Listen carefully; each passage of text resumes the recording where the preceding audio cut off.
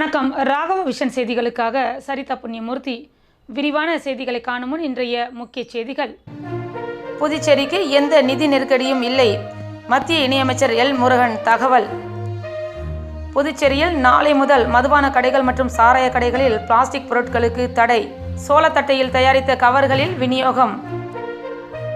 புதுச்சேரி கிராமப்புறங்களில் கடுமையான பனிப்பொழிவு, வாகன ஓட்டிகள் மற்றும் பொதுமக்களுக்கு கடும் சிரமம். இனி விரிவான செய்திகள்.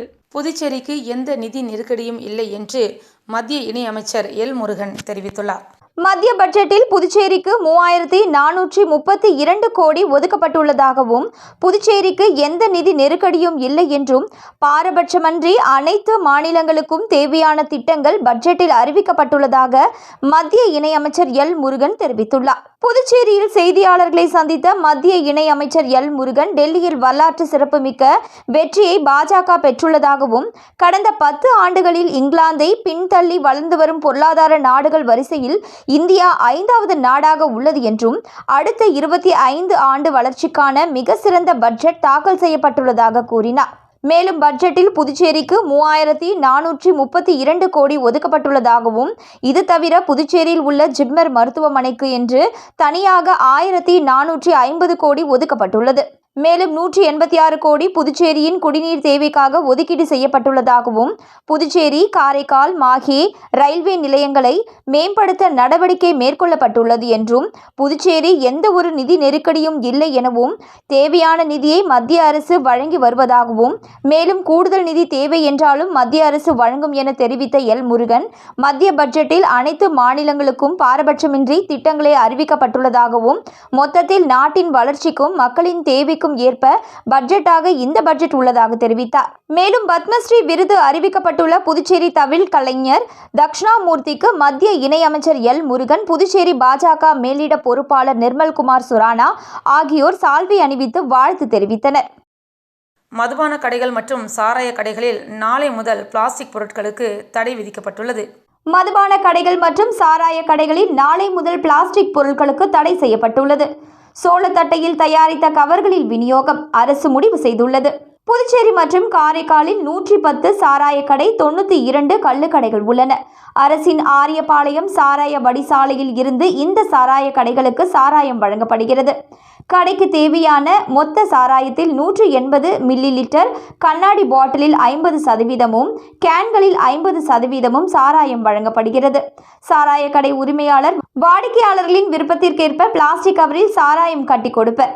ஒரு நாளைக்கு மொத்தம் 25,000 லிட்டர் சாராயம் விற்பனையாகிறது. புதுவையில் 50 மைக்ரான் அளவிற்கு குறைவான ஒரு முறை பயன்படுத்தும் plastic carry bag, straw, tea cup, spoon உள்ளிட்ட 15 பொருட்களுக்கு மாசு கட்டுப்பாட்டு வாரியம் தடை விதித்துள்ளது.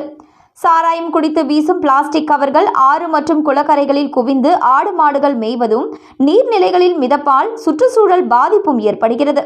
இதனால் கடந்த ஆண்டு செப்டம்பர் 15ஆம் தேதி சாராயத்தை பாக்கெட்டில் அடைத்து விற்க தடை விதித்தனர். சாராய கடை உரிமையாளர்கள் மாற்று ஏற்பாடு செய்து தர வலியுறுத்தினர். அதன்படி பிளாஸ்டிக் கவர்களுக்கு மாற்றாக சோளத்தட்டை மூலம் தயாரித்த எளிதில் மக்கக்கூடிய கவர்கள் அறிமுகப்படுத்தப்பட்டுள்ளது. இதன் செயல் விளக்க கூட்டம் லாஸ்பேட்டையில் உள்ள கோளரங்கத்தில் நடந்தது. விழாவில் சுற்றுலாத்துறை மாசு கட்டுப்பாட்டு உறுப்பினர் செயலர் ரமேஷ் அறிமுகம் செய்து சாராய கடைகளில் பயன்படுத்தும்படி கேட்டுக்கொண்டார். புதுச்சேரி கிராமப்புறங்களில் கடுமையான பனிப்பொழிவு காரணமாக வாகன ஓட்டிகள் மற்றும் பொதுமக்கள் கடுமையான சிரமத்திற்கு ஆளாகினர். புதுச்சேரி கிராமப்புறங்களில் கடுமையான பனிப்பொழிவு காரணமாக வாகன ஓட்டிகள் மற்றும் பொதுமக்கள் கடுமையான சிரமத்திற்கு ஆளாகினார்கள். புதுச்சேரி நகரம் மற்றும் கிராமப்புறங்களில் வழக்கத்திற்கு மாறாக அதிக அளவில் பனிப்பொழிவு கடந்த சில நாட்களாகவே நீடித்து வருகிறது. இந்த நிலையில் கிராமப்புறங்களில் கடுமையான பனிப்பொழிவு காலை 8 மணி வரை இருந்ததால் வாகன ஓட்டிகள் கடுமையான சிரமத்திற்கு ஆளானார்கள். மேலும் வாகனத்தின் முன் விளக்குகளை ஒளிரவிட்டபடியும் சென்றனர். இதுபோல் பணிக்கு செல்பவர்களும் அதிக சிரமத்திற்கு ஆளானார்கள். புதுச்சேரியில் இதுவரை இல்லாத அளவிற்கு கடுமையான பனிப்பொழிவு கடந்த ஒரு வார காலமாகவே நீடித்து வருகிறது. பகல் நேரங்களில் கடுமையான வெயிலும், மாலை நேரங்களில் கடுமையான பனிப்பொழிவும் நீடித்து வருகிறது.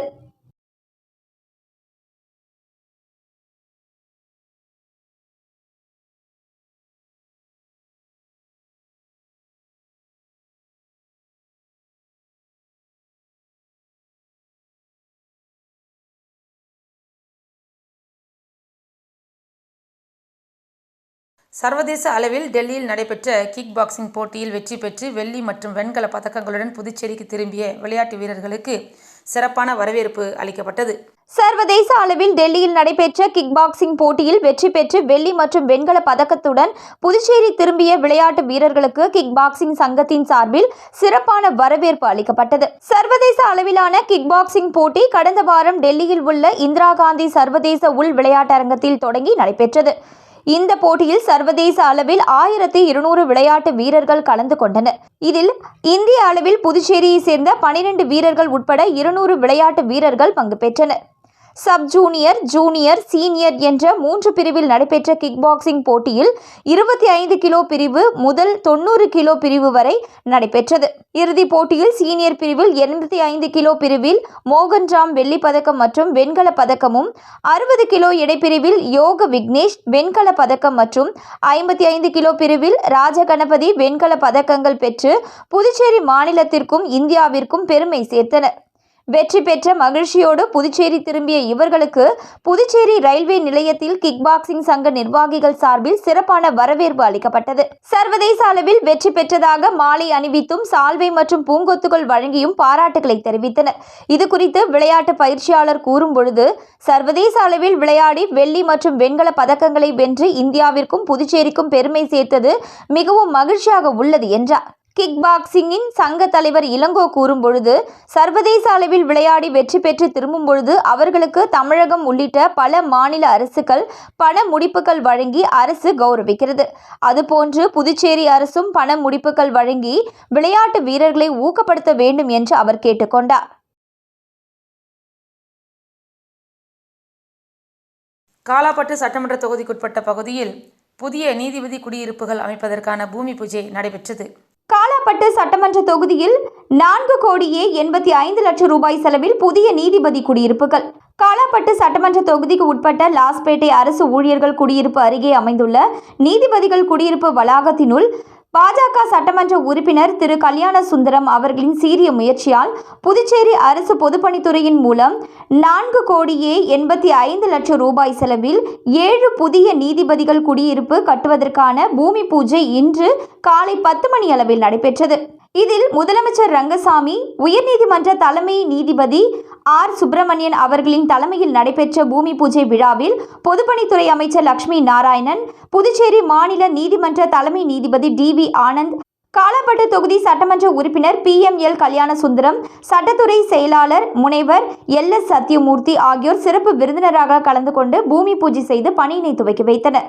மேலும் இவ்விழாவில் பொதுப்பணித்துறை தலைமை பொறியாளர் தீனதயாளன், கண்காணிப்பு பொறியாளர் வீரசெல்வம், செயற்பொறியாளர் ஸ்ரீனிவாசன், உதவி பொறியாளர் ராஜ்குமார், இளநிலை பொறியாளர் லோகநாதன் மற்றும் அரசு ஊழியர்கள், குடியிருப்போர் சங்க நிர்வாகிகள், நாவர்குளம் வார்டு பாஜக பிரமுகர்கள், சட்டத்துறை ஊழியர்கள், பொதுமக்கள் என அனைவரும் கலந்து கொண்டு விழாவினை சிறப்பித்தனர்.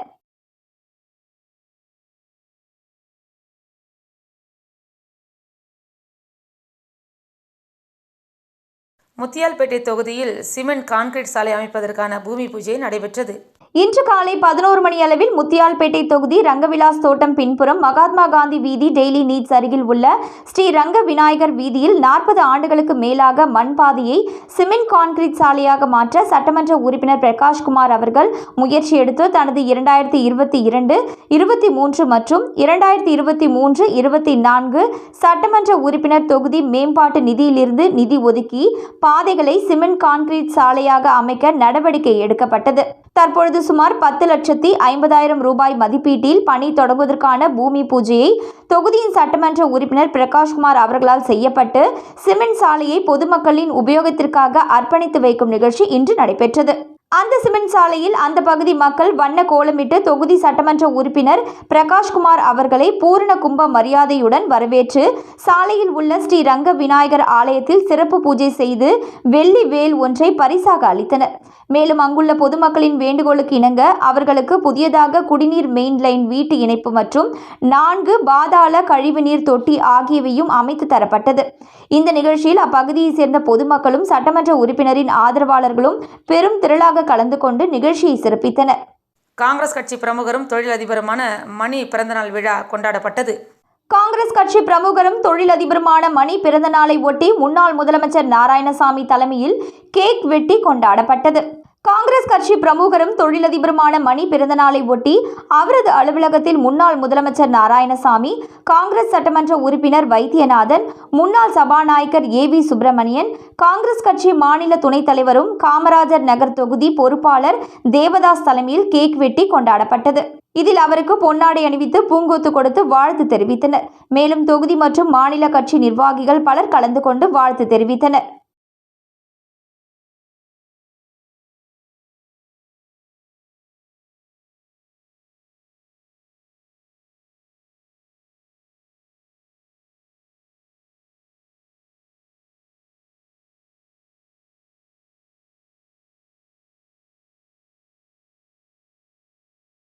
கதிர்காமம் தொகுதி சட்டமன்ற உறுப்பினர் அலுவலகத்தை முதலமைச்சர் ரங்கசாமி திறந்து வைத்தார். கதிர்காமம் தொகுதி சட்டமன்ற உறுப்பினர் அலுவலகத்தை முதலமைச்சர் ரங்கசாமி திறந்து வைத்தார். கதிர்காமம் தொகுதி சட்டமன்ற உறுப்பினர் அலுவலகத்தை சட்டமன்ற உறுப்பினர் KSP ரமேஷ் தலைமையில் திறப்பு விழா நடைபெற்றது. இதில் சிறப்பு விருந்தினராக முதலமைச்சர் ரங்கசாமி கலந்து கொண்டு சட்டமன்ற உறுப்பினர் அலுவலகத்தை திறந்து வைத்து குத்துவிளக்கேற்றினார். மேலும் தொடர்ந்து அரசாங்கம் வழங்கக்கூடிய முதியோர் உதவித்தொகை, கணவனால் கைவிடப்பட்டவர்களுக்கான உதவித்தொகை உள்ளிட்ட உதவித்தொகைகளை பொதுமக்களுக்கு வழங்கினார். அதனைத் தொடர்ந்து அன்னதானமும் வழங்கப்பட்டது. நிகழ்ச்சியில் NR காங்கிரஸ் நிர்வாகிகள், KSP அறக்கட்டளை நிர்வாகிகள், சட்டமன்ற உறுப்பினரின் ஆதரவாளர்கள், பொதுமக்கள், பெண்கள், இளைஞர்கள் என ஏராளமானோர் கலந்து கொண்டனர்.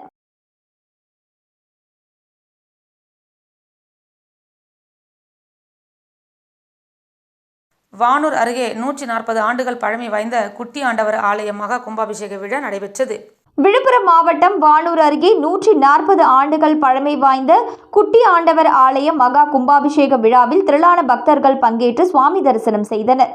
விழுப்புரம் மாவட்டம் வானூர் அருகே உள்ள இடையாஞ்சாவடி கிராமத்தில் எழுந்தருளி உள்ள 140 ஆண்டுகள் பழமை வாய்ந்த அருள்மிகு குட்டி ஆண்டவர் ஆலய கும்பாபிஷேகமானது வெகு விமரிசையாக நடைபெற்றது. மேலும் கடந்த 8ஆம் தேதி காலை மங்கள இசையுடன் விக்னேஸ்வர பூஜை, மகா கணபதி ஹோமம், மகாலட்சுமி ஹோமம், நவகிரக ஹோமம் உள்ளிட்ட பூஜைகளுடன் துவங்கியது. இதனைத் தொடர்ந்து இன்று காலை மங்கள இசை, விக்னேஸ்வர பூஜை, 2ஆம் கால பூஜை, பிரம்மசக்தி, ரக்ஷா பந்தனம், நாடி சந்தனம், தத்துவாச்சாரணை, அதனைத் தொடர்ந்து பூர்ணஹுதி, யாத்ரா தானம், கட புறப்பாடு நடைபெற்றது. இதனைத் தொடர்ந்து மங்கள வாத்தியங்கள் முழங்க, பட்டாச்சாரியர்கள் வேத மந்திரங்கள் முழங்க, மூலவர் குட்டி ஆண்டவர் ஐனாரப்பன் ஆலய கோபுர கலசத்திற்கு புனித நீர் ஊற்றப்பட்டது.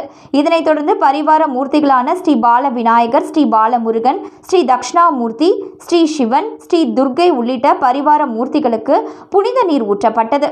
இதில் சுற்றுவட்டார பகுதிகளை சேர்ந்த திரளான பக்தர்கள் கலந்து கொண்டு சுவாமி தரிசனம் செய்தனர். நிகழ்ச்சிக்கான ஏற்பாட்டினை குலதெய்வ வழிபாட்டாளர்கள் மற்றும் இடையாஞ்சாவடி கிராம பொதுமக்கள் வெகு விமரிசையான முறையில் செய்திருந்தனர். மேலும் விழாவில் கலந்து கொண்ட 1000த்திற்கும் மேற்பட்ட பக்தர்களுக்கு அறுசுவை விருந்து வழங்கப்பட்டது. கூடப்பாக்கத்தில் அமைந்துள்ள அண்ணாமலை ரெட்டியார் அரசு மேல்நிலைப் பள்ளியில் விளையாட்டுப் போட்டியில் வெற்றி பெற்ற மாணவர்களுக்கு பரிசளிப்பு விழா நடைபெற்றது. கூடப்பாக்கம் அண்ணாமலை ரெட்டியார் அரசு மேல்நிலைப் பள்ளியில் நடைபெற்ற விளையாட்டுப் போட்டியில் வெற்றி பெற்ற மாணவ மாணவிகளுக்கான பரிசளிப்பு விழா நடைபெற்றது.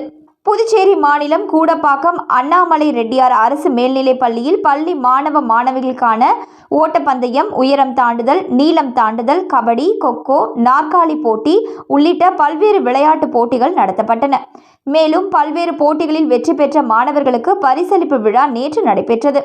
இந்நிகழ்ச்சிக்கு துணை முதல்வர் பாக்கியலட்சுமி, தலைமை ஆசிரியர் ஆகியோர் முன்னிலை வகித்தனர்.